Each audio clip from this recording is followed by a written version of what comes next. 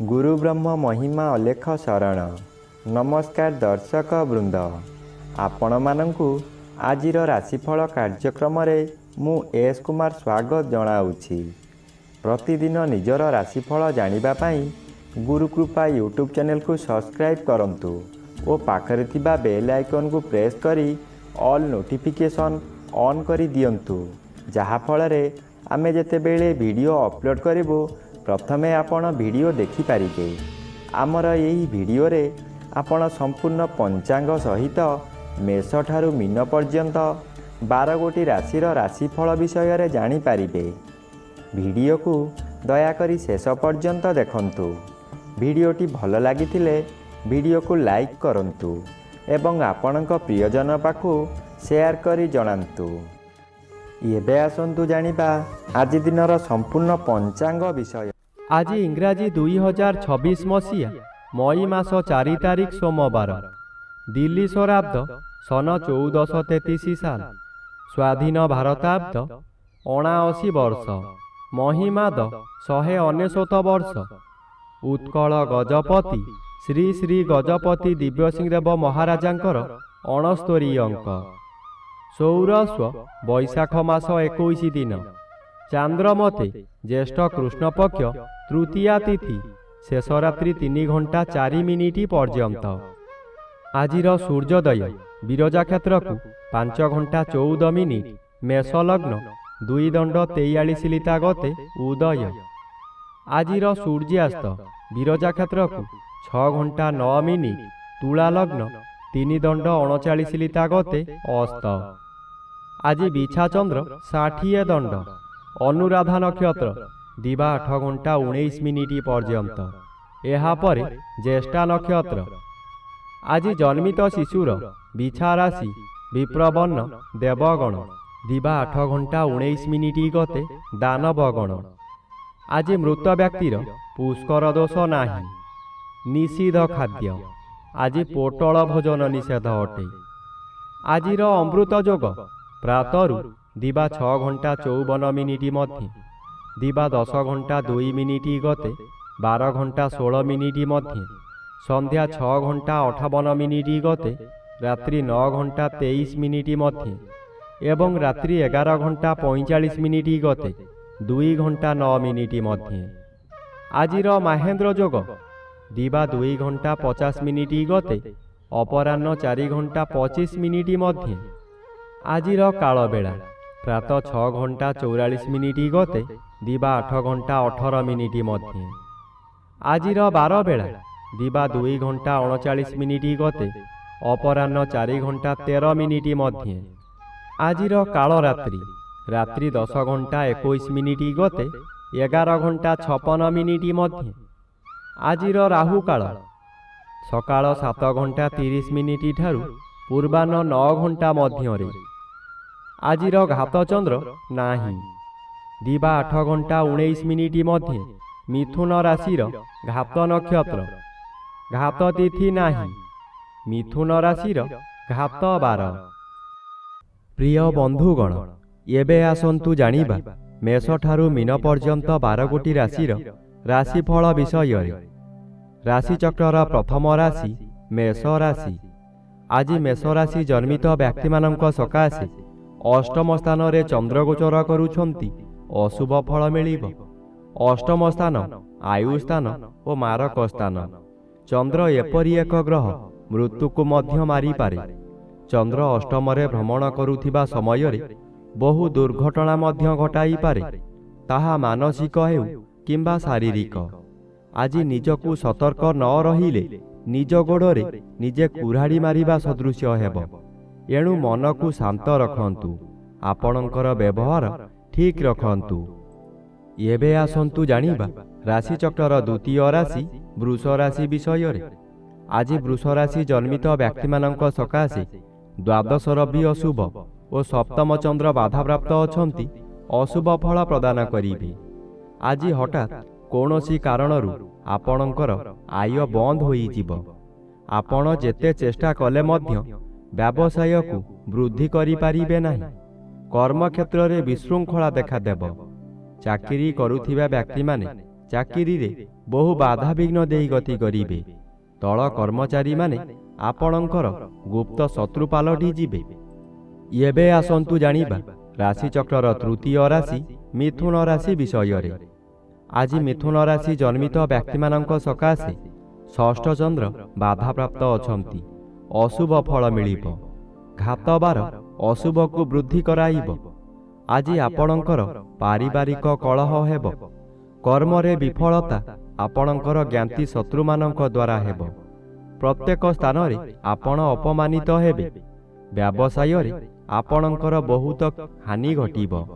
ଅର୍ଥ ସକାଶେ କାହା ସହିତ ଯୁକ୍ତିତର୍କ ମଧ୍ୟ ହୋଇପାରେ। ଆଜି ବିଦ୍ୟାର୍ଥୀମାନଙ୍କର ଜ୍ଞାନ ଲୋପ ହେବ। ଏବେ ଆସନ୍ତୁ ଜାଣିବା ରାଶିଚକ୍ରର ଚତୁର୍ଥ ରାଶି କର୍କଟ ରାଶି ବିଷୟରେ। ଆଜି କର୍କଟ ରାଶି ଜନ୍ମିତ ବ୍ୟକ୍ତିମାନଙ୍କ ସକାଶେ ପଞ୍ଚମ ସ୍ଥାନରେ ଚନ୍ଦ୍ରଗୋଚର କରୁଛନ୍ତି। ଅଶୁଭ ଫଳ ପ୍ରଦାନ କରିବେ। ଆଜି ଆପଣଙ୍କର ମନ ଅସ୍ଥିର ରହିବ। କଥା କଥାକେ ଆପଣ ରାଗିଯିବେ। ଶରୀର ଅସୁସ୍ଥ ରହିବ। ଦୁଃଖ ଯନ୍ତ୍ରଣାରେ ଆପଣ ଜର୍ଜରିତ ହୋଇପଡ଼ିବେ। କରୁଥିବା କାର୍ଯ୍ୟରେ ବାଧା ଆସିବାରୁ ଆପଣ ହତାଶ ହୋଇପଡ଼ିବେ। ରାଗ ଶାନ୍ତ ନ କଲେ ବହୁ ଶତ୍ରୁ ସୃଷ୍ଟି ହେବେ। ପରିବାରରେ ପିଲାମାନେ ଅମାନିଆ ହୋଇଯିବେ। ଏବେ ଆସନ୍ତୁ ଜାଣିବା ରାଶିଚକ୍ରର ପଞ୍ଚମ ରାଶି ସିଂହ ରାଶି ବିଷୟରେ। ଆଜି ସିଂହ ରାଶି ଜନ୍ମିତ ବ୍ୟକ୍ତିମାନଙ୍କ ସକାଶେ ଚତୁର୍ଥ ସ୍ଥାନରେ ଚନ୍ଦ୍ରଗୋଚର କରୁଛନ୍ତି। କୃଷ୍ଣ ପକ୍ଷ ହେତୁ ଶୁଭ ଫଳ ମିଳିବ। କୌଣସି ବନ୍ଧୁଙ୍କ ଦ୍ୱାରା ଆପଣ ଉନ୍ନତି ପଥରେ ଆଗେଇ ଚାଲିବେ।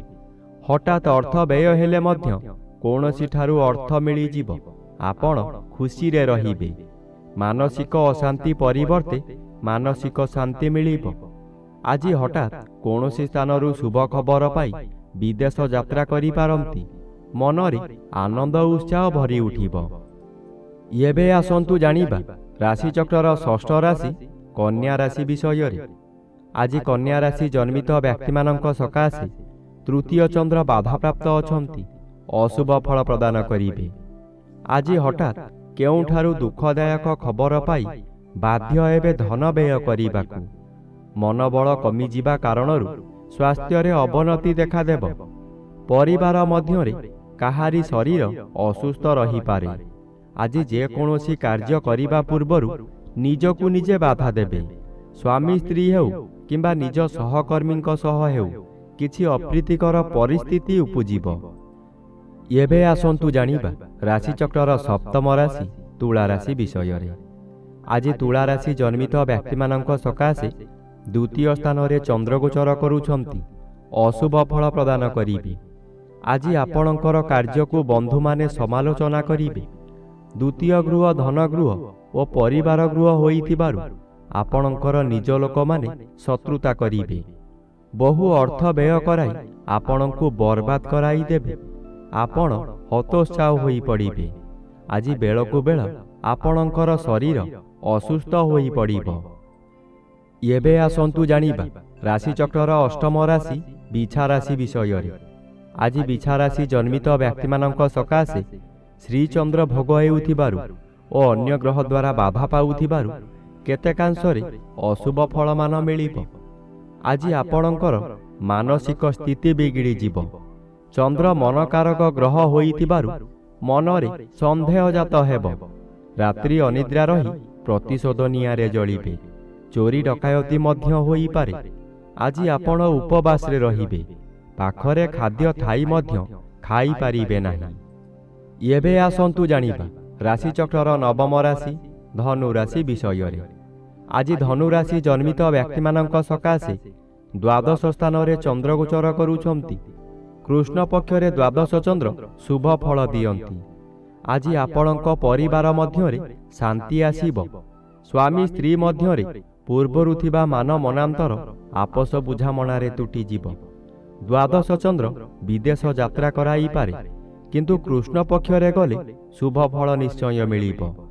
ଆଜି ଆପଣଙ୍କର କାର୍ଯ୍ୟ ସଫଳ ହେବ। ମନ ଖୁସିରେ ବହୁ ତୀର୍ଥସ୍ଥାନକୁ ଗମନ କରିବେ। ଏବେ ଆସନ୍ତୁ ଜାଣିବା ରାଶିଚକ୍ରର ଦଶମ ରାଶି ମକର ରାଶି ବିଷୟରେ।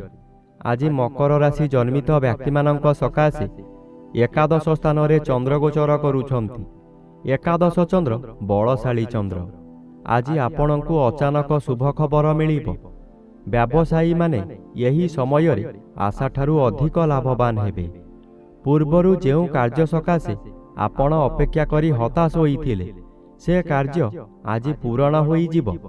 ଏହି ସମୟରେ ଆପଣଙ୍କର ବ୍ୟବସାୟ ଅତି ସୁଚାରୁ ରୂପରେ ଚାଲିବ। ଭବିଷ୍ୟତ ସକାଶେ ଧନ ସଞ୍ଚୟ କରିପାରିବେ। ଏବେ ଆସନ୍ତୁ ଜାଣିବା ରାଶିଚକ୍ରର ଏକାଦଶ ରାଶି କୁମ୍ଭ ରାଶି ବିଷୟରେ। ଆଜି କୁମ୍ଭ ରାଶି ଜନ୍ମିତ ବ୍ୟକ୍ତିମାନଙ୍କ ସକାଶେ ଦଶମ ଚନ୍ଦ୍ର ଅନ୍ୟ ଗ୍ରହ ଦ୍ୱାରା ବାଧା ପାଉଥିବାରୁ ଶୁଭ ଫଳ ବଦଳରେ ଅଶୁଭ ଫଳ ମିଳିବ।